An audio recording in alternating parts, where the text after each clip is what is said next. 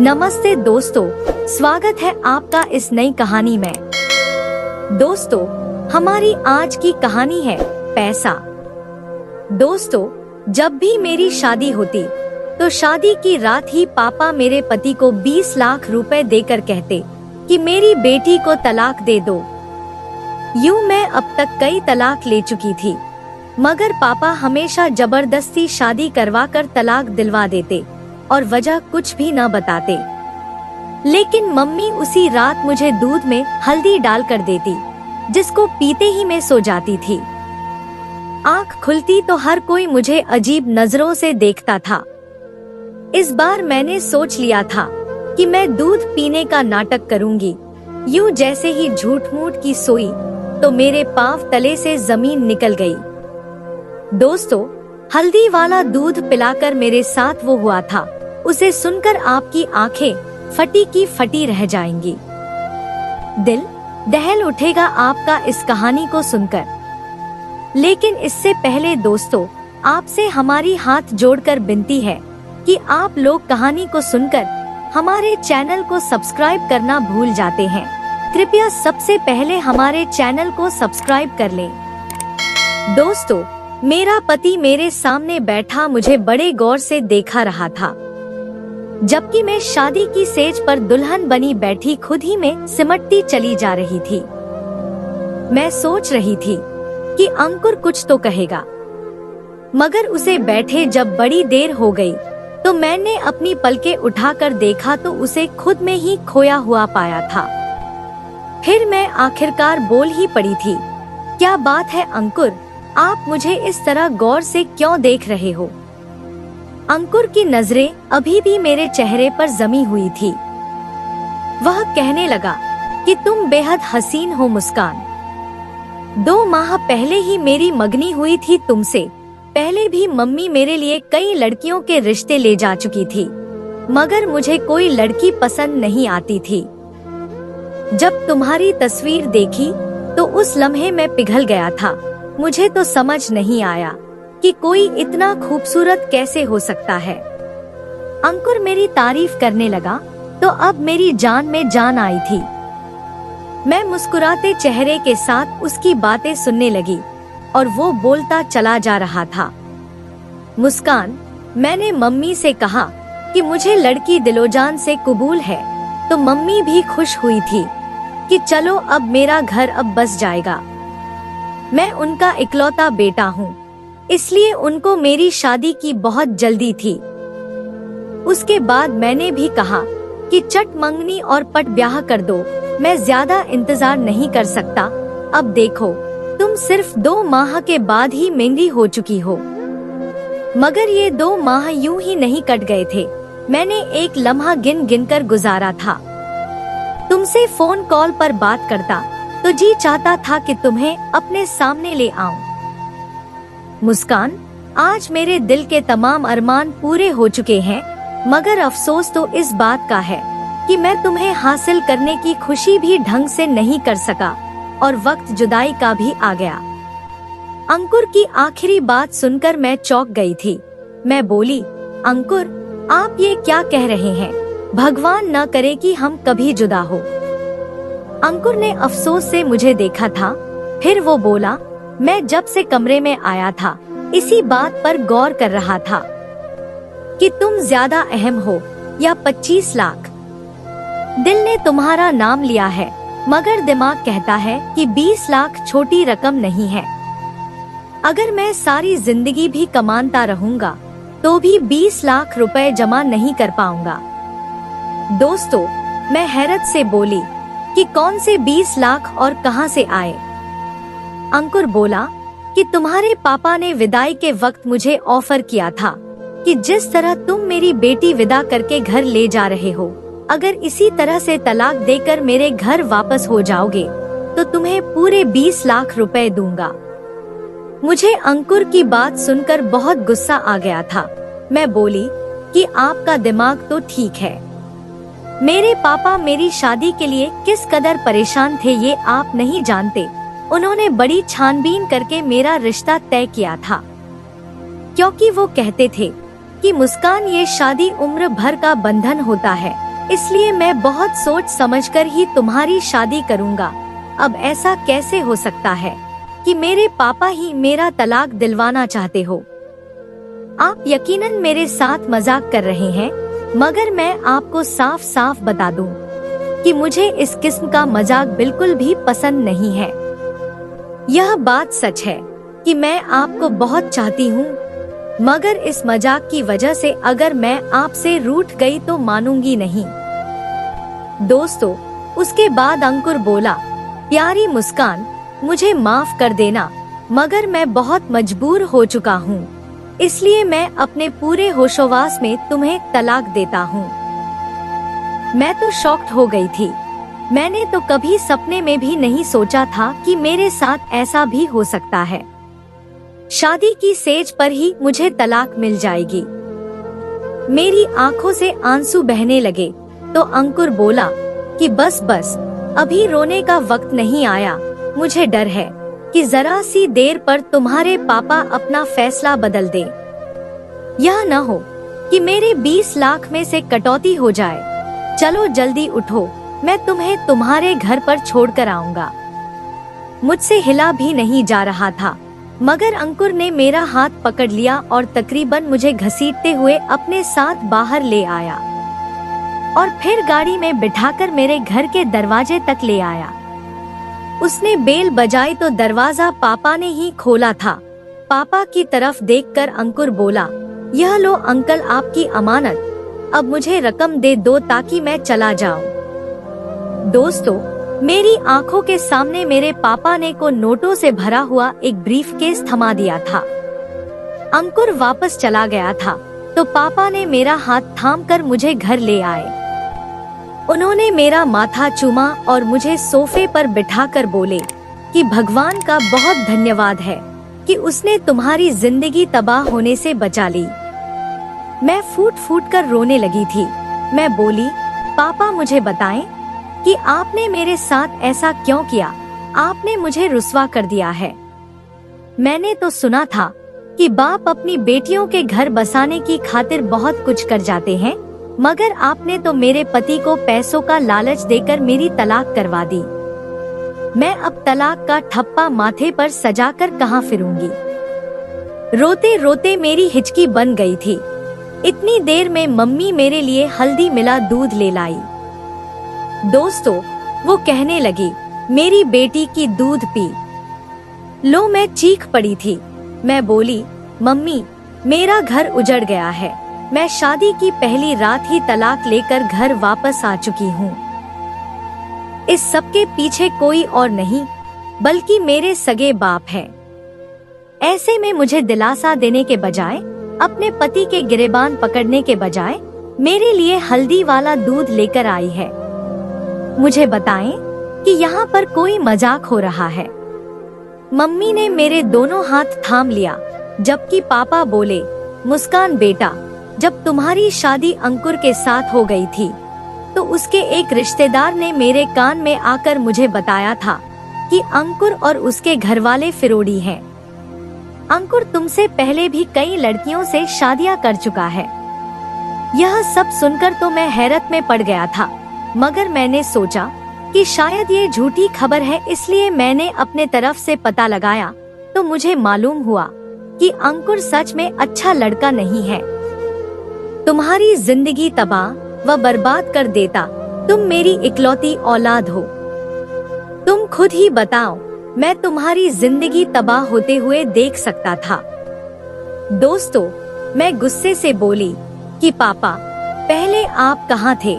आपने पहले इस बात की पहले जांच क्यों नहीं की? मेरी मगनी टूट जाती तो भी मुझे का दुख ना होता। मैं तो शादी के बाद तलाक लेकर आई हूँ। अपनी सहेलियों को क्या शक्ल दिखाऊंगी? लोग मेरा तो मजाक उड़ाएंगे। फिर पापा बोले कि लोगों की खातिर मैं तुम्हारी जिंदगी खराब होने देता। क्या यह नामुमकिन है? हमारा शोर सुनकर जो मेहमान हमारे घर आए हुए थे वो हाल में आ गए थे। वो तो यह नजारा देखकर हैरान रह गए थे। दोस्तों, उसके बाद मम्मी ने जल्दी जल्दी से मुझे हल्दी वाला दूध पिला दिया और अब मेरी आंखों के सामने अंधेरा छाने लगा था। हर तरफ खामोशी खामोशी हो गई थी। देखते ही देखते में बहुत गहरी नींद सो चुकी थी।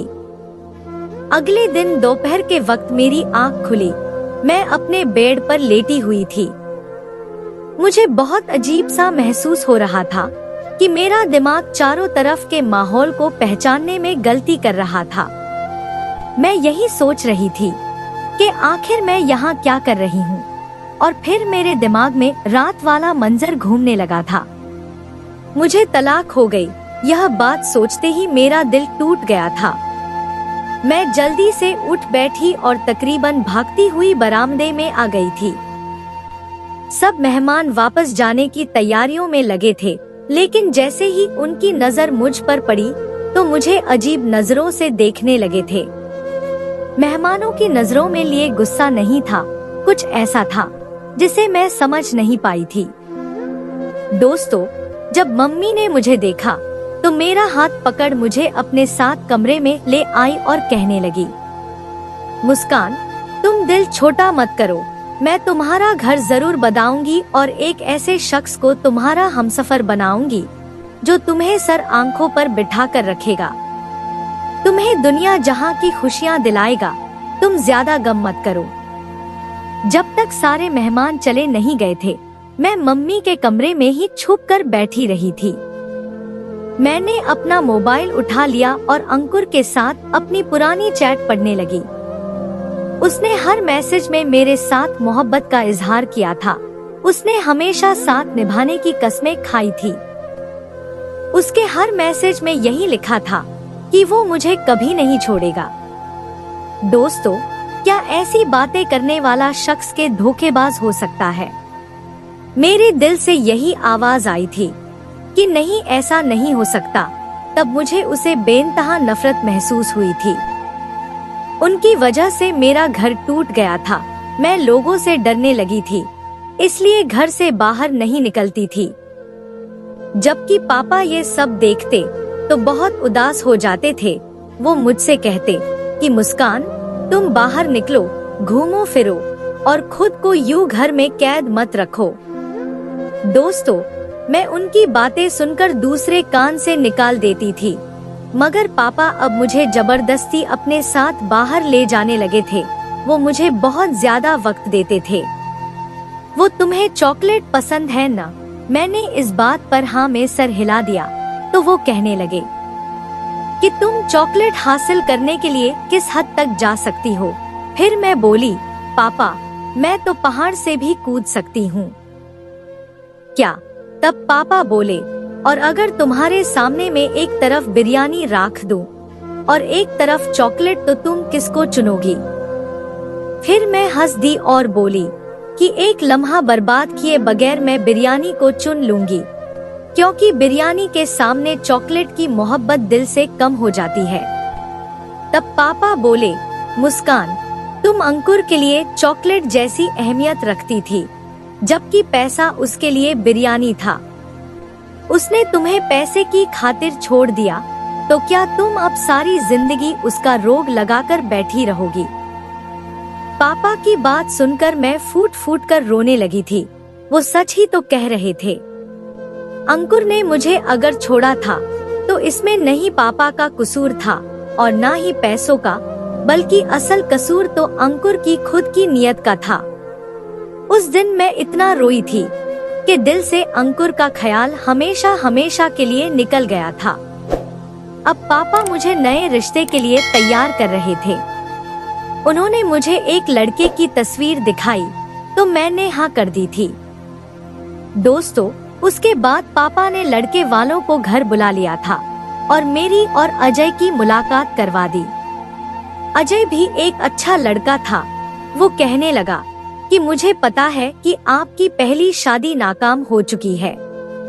मैं जानता हूँ कि लड़कियों के लिए शादी का टूट जाना बहुत बड़ा सदमा होता है। मैं आपको इस गम और सदमे से निकलने की पूरी कोशिश करूँगा और आपको बेइंतहा मोहब्बत दूंगा। मैं अजय की बात सुनकर बहुत उम्मीद से हो गई थी। मैंने पापा से कह दिया था कि मैं अजय के साथ शादी करने के लिए राजी हूँ, पर इस दफा मैं मंगनी नहीं करना चाहती थी। 2 हफ्ते बाद ही वो दिन भी आ गया था जब मेरी और अजय की शादी हो चुकी थी। दोस्तों, मैं खुश थी, मगर इस बार शादी की रात को लेकर दिल में बहुत से सवाल उठ रहे थे। कहते हैं कि दूध का जला हुआ छाछ भी फूंक फूंक कर पीता है। मैं अजय के कमरे में बैठी थी और वो भी बहुत खुश था। उसके बाद मेरे पास आया और मेरा घूंघट उठाया, मेरे हाथ में सोने की अंगूठी पहनाकर बोला, मुस्कान, मैं तुम्हें उम्र भर खुश रखने की कोशिश करूंगा। मैं मुस्कुरा कर बोली, क्या मुझे आपके वादा पर यकीन कर लेना चाहिए? अजय ने आज हाँ में सर हिला दिया और बोला कि जान की बाजी लगा दूंगा, मगर अपने वादे से पीछे नहीं हटूंगा। तभी अजय के मोबाइल की घंटी बजी थी। उसे फोन निकालकर कान से लगाया तो उसके चेहरे की मुस्कुराहट खत्म हो गई थी। आप ये क्या कह रहे हैं? मैं आपकी बात समझ नहीं पाया। फोन करने वाला शख्स का जब जवाब देने लगा तो अजय बोला, मैं आपकी बात पर कैसे यकीन कर लूं? फोन के दूसरी तरफ से शख्स ने उसे न जाने क्या कहा था कि तभी अजय के चेहरे पर मुस्कुराहट फैल गई थी। दोस्तों, उसके बाद अजय ने फोन बंद कर दिया और मेरा हाथ पकड़कर बोला, मुस्कान, मैं तुम्हें तलाक देता हूँ। ये अल्फाज मेरे सर पर हथौड़े की तरह लगे थे। फिर मैं कहने लगी कि तुम क्या बकवास कर रहे हो? अजय कहने लगा, मुस्कान, मैंने 2 साल पहले एक प्राइवेट कंपनी में जॉब करता था। मैं बहुत बुरे हालात से गुजारा। उस कंपनी वालों ने तनख्वाह भी बहुत कम थी, जबकि मेरे हुनर के वजह कंपनी ने बहुत कामयाबी हासिल कर ली थी। जिस दिन मैं तुमसे मिलने घर आया था, तब तुम्हारे पापा कहने लगे कि मुझे बताओ अजय, कि तुम्हारी जिंदगी की सबसे बड़ी ख्वाहिश क्या है? तो मैंने बोला कि अगर मुझे 20 लाख रुपए मिल जाएं, तो मैं अपना बिजनेस शुरू करना चाहूँगा। अभी तुम्हारे पापा फोन आया था, वो मुझे 20 लाख रुपए देने के लिए तैयार हैं और बदले में उन्हें मुझसे तुम्हारे लिए तलाक चाहिए। मैं तुम्हें तलाक हरगिज नहीं देता, मगर एक तरफ तुम थी और दूसरी तरफ मेरा एक बहुत ही बड़ा ख्वाब। मुस्कान, चलो मैं तुम्हें तुम्हारे घर छोड़ा आता हूँ, क्योंकि अब हम दोनों एक दूसरे के लिए अनजान हो चुके हैं। दोस्तों, अब मेरा सर चकराने लगा था, गुस्सा से मेरा चेहरा लाल हो चुका था। फिर उसके बाद मैं दहाड़ कर बोली, नहीं जाना मुझे तुम्हारे साथ, मैं खुद चली जाऊंगी। अजय मुस्कुरा कर बोला कि यार, मेरी मजबूरी है कि तुम्हारे पाया ने मुझसे कहा कि अगर तुम मेरी बेटी को छोड़ने आए तभी तुम्हें पैसे दूंगा, इसलिए अगर मुझे तुम्हारे साथ जबरदस्ती भी करना पड़े तो मैं उससे भी पीछे नहीं हटूंगा। मैंने सर हिला दिया था और मैं कुछ कहे बिना ही अजय के साथ चल पड़ी थी, जो मुझे पैसों के खातिर तलाक दे रहा था। घर के दरवाजे पर अजय ने ही बेल बजाई थी, जबकि पापा मुझे देखकर बोले कि आ गई मेरी बेटी, क्या हुआ? वो ऐसे अंदाज में पूछ रहे थे कि जैसे मैं किसी ट्रिप से वापस आई हूँ। मैं कुछ नहीं बोली।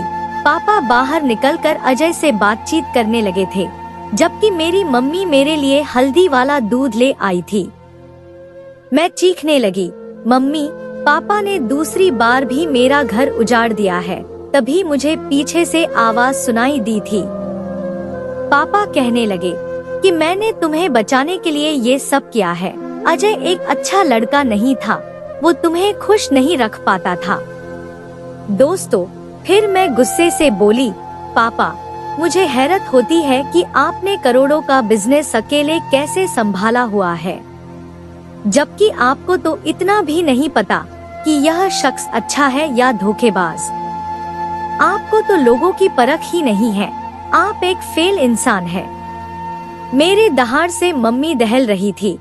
फिर मम्मी कहने लगी कि बेटा मुस्कान, ये दूध पी लो, तुम्हें सुकून मिल जाएगा। मैंने नहीं में सर हिला दिया था। मगर मम्मी ने जबरदस्ती ही मुझे दूध दे दिया। दूध पीते ही मुझे सुकून मिल गया था। मुझे नींद आ गई थी। अगले दिन मैं बहुत देर से उठी थी। दिन चढ़ आया था।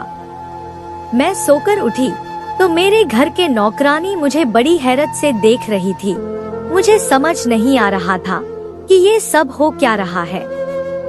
मैंने खुद को कमरे तक सीमित कर लिया था। मैं किसी से मिलती जुलती नहीं थी। पापा एक दिन मेरे पास आए और कहने लगे, कितने दिनों से मैं तुम्हारा इंतजार कर रहा हूँ कि तुम बाहर आओगी, हमारे साथ मिलो जुलोगी, बातें करोगी, मगर तुमने तो हमसे दूरी बना ली है। मैं बोली कि पापा मुझे बताएं कि आपने मेरे साथ इतना बुरा क्यों किया, आपने मेरी तलाक क्यों करवाई। पापा कहने लगे, बेटा मुस्कान, कभी कभार अपने औलाद की बेहतरी के लिए इंसान को कड़वा घूंट पीना पड़ जाता है, वरना दुनिया में कौन सा बाप होगा जो ये चाहेगा कि उसकी औलाद को मुश्किल हालात का सामना करना पड़े। मेरा बस चले तो तुम्हारे पाँव भी अपनी हथेली पर रखी, मगर ये दुनिया है बेटा, यहाँ औलाद और माल इंसान की आजमाइश के लिए ही उतारे गए। मैंने जो कुछ भी किया बड़ी तकलीफ में किया, मैं हरगिज ऐसा नहीं करना चाहता था। उसके बाद मैंने सर हिला दी और बोली, पापा यह आखिरी बार था, मैं अब आपको और अपने एहसास और जज्बात के साथ खेलने की इजाजत नहीं दूंगी। पापा बोले, हाँ बिल्कुल वैसा ही होगा जैसा तुम कहोगी। उस दिन के बाद मैं मम्मी पाप के साथ बैठने लगी थी, मगर दिल में बहुत से सवाल थे कि पापा मुझे तलाक क्यों दिलवा देते थे। दोस्तों, क्या मेरे दोनों पति बुरे थे, और अगर बुरे थे तो पापा को पहले पता क्यों न होता था। शादी की रात को कोई देवी उतर आती है क्या, तुम्हारी बेटी का पति अच्छा नहीं है और उसे तलाक दिलवा दो। चलो यह भी मान लिया कि पापा को पता चल जाता था, फिर वो 20 लाख की रकम देकर ही मुझे तलाक क्यों दिलवाते थे। मैं भी इन्हीं सवालों के जवाब ढूंढ नहीं पाई थी कि पापा ने मुझसे कह दिया कि वो मेरी तीसरी शादी करना चाहते हैं। मैं तो पापा की बात सुनकर ही आपे से बाहर हो गई थी। मैं बोली, नहीं नहीं, अब बस हो गई है, मैं आपको अपनी जिंदगी के साथ खिलवाड़ करने की इजाजत नहीं दूंगी। उसके बाद पापा बोले, बेटा अब की बार मैंने तुम्हारे लिए बहुत अच्छा रिश्ता ढूंढा है। मैं बोली, पापा अब मेरे लिए लड़का आसमान से भी उतर कर आ जाए तो भी मैं तीसरी बार शादी नहीं करूंगी। पापा ने मेरे सामने हाथ जोड़ दी और फूट फूट कर रोने लगे थे।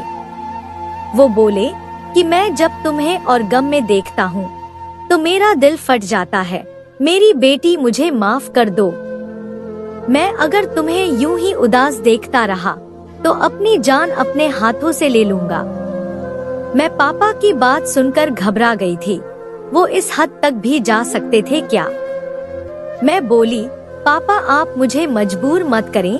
पापा के आंसू थमते ही नहीं रहे थे, इसलिए मैंने उनकी बात मान ली। दोस्तों, मैं तीसरी शादी के लिए भी तैयार हो चुकी थी, मगर इस बार मैं बिल्कुल भी खुश नहीं थी। बस एक मजबूरी थी जो मुझे निभाना पड़ रही थी। मेरी तीसरी शादी की रात भी मेरी दूसरी दोनों शादियों की तरह ही गुजरी थी। मेरे पति ने भी मेरे बाप के कहने में आकर मुझे तलाक दे दी थी। मैं गुस्से से पागल हो गई थी। मुझे समझ नहीं आता था कि क्या करूं और क्या ना करूं। दिल चाहता था कि पूरी दुनिया को आग लगा दूं और शुरुआत अपने बाप के घर से करूं। मेरा तीसरा पति भी मुझे मेरे बाप के घर छोड़कर चला गया था और अब मुझे अपने बाप से नफरत हो गई थी।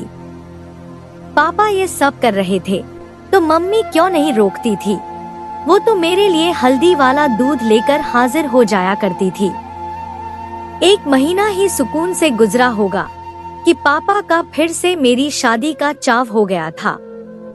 वह कहने लगे कि मेरी प्यारी बेटी, मैं तुम्हारा घर बसाना चाहता हूँ। फिर मैं गुस्से से बोली कि मैं आपके मुंह से दोबारा अल्फाज नहीं सुनना चाहती। पापा कहने लगे कि ठीक है, अगर मेरी बेटी का घर नहीं बस सकता तो मेरा घर भी क्यों बसे। मैं तुम्हारी माँ को तलाक देकर खुद को सजा दूंगा। मैं पापा की तरफ बड़ी हैरत से देखती रही थी। क्या उनकी मोहब्बत थी मेरे लिए या फिर वो मुझे ब्लैकमेल कर रहे थे? मगर क्यों, ये क्यों मेरे दिमाग पर सवार हो गया था। इसका जवाब तो मुझे चाहिए ही चाहिए था। इसलिए मैं बोली, ठीक है जी पापा, मैं शादी करने को तैयार हूँ। दोस्तों, पापा ने मेरे लिए रिश्ता तो पहले से ढूंढ रखा था, बस मेरी तरफ से इजाजत मिलने की देर थी। मेरी शादी कर दी गई। मैंने लड़की की सिर्फ तस्वीर देखी थी।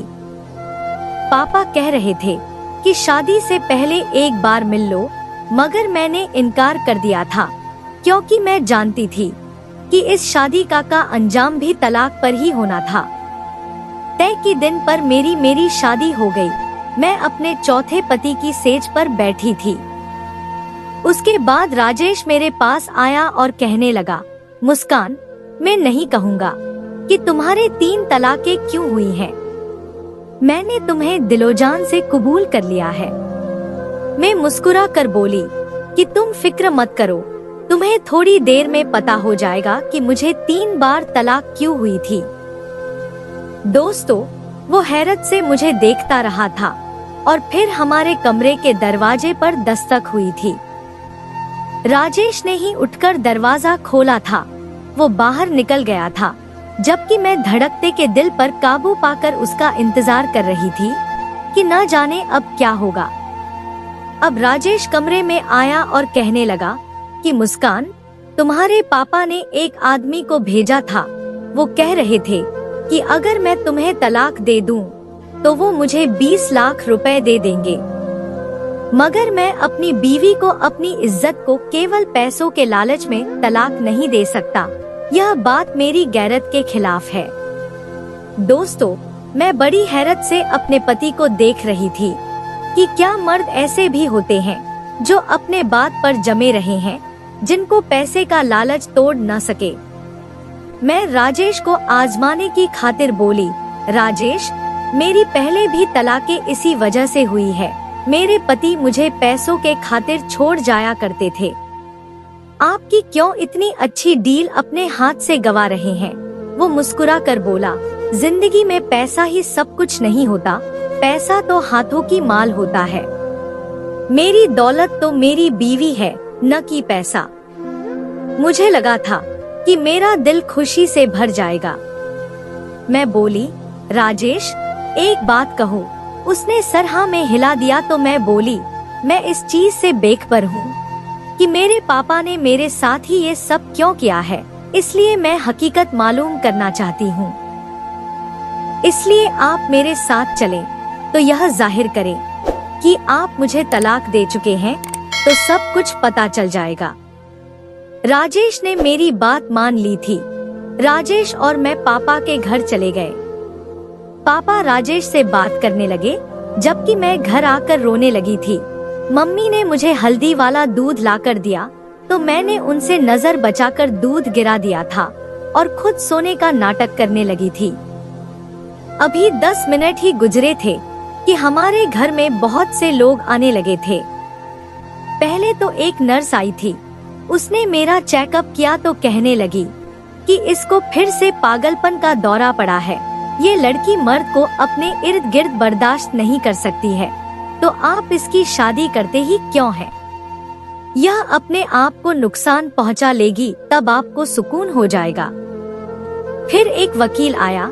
पापा ने नर्स की कही बातें वकील को बता दी। फिर राजेश को भी वहीं पर बुलाया गया था। वह कहने लगा, वकील साहब, मैं जैसे ही कमरे में पहुंचा तो मेरी बीवी ने मुझ पर हमला कर दिया था और मुझे मारने पीटने लगी थी।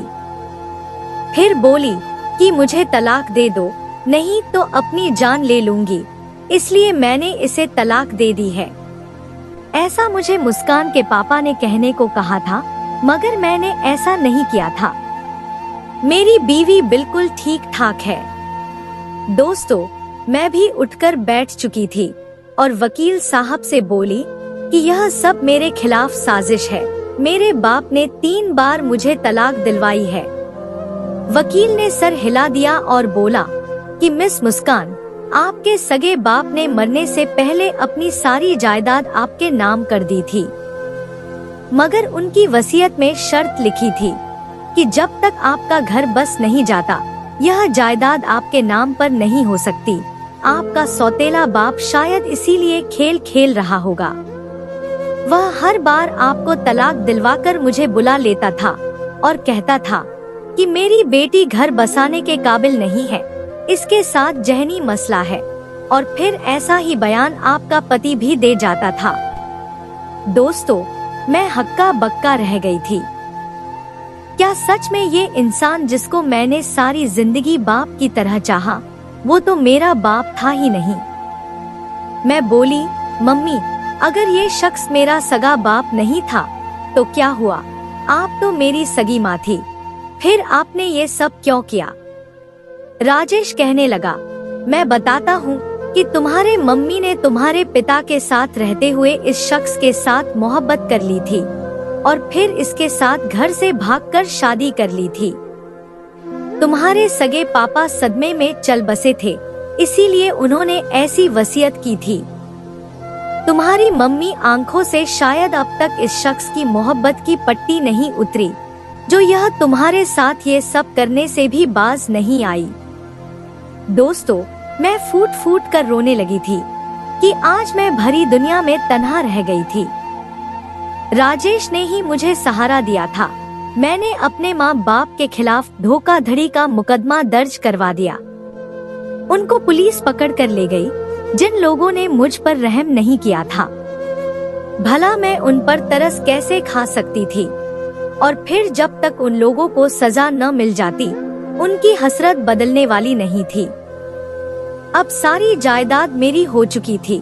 मैं और राजेश अब हर चीज का ख्याल रख रहे हैं। दोस्तों, सच तो यह है कि पैसा बहुत बुरी आजमाइश है। यह अपने सगे लोगों का भी खून सफेद कर देता है। तो दोस्तों, ये थी हमारी आज की कहानी। आपको सुनकर कैसी लगी हमें कमेंट करके जरूर बताएं। दोस्तों, हमारी वीडियो को ज्यादा से ज्यादा अपने दोस्तों में शेयर करें और हमारे चैनल को भी सब्सक्राइब कर लें, ताकि आने वाली वीडियो का नोटिफिकेशन आप तक तुरंत पहुंचे। मैं मिलती हूं आपसे अगली वीडियो में। तब तक के लिए धन्यवाद।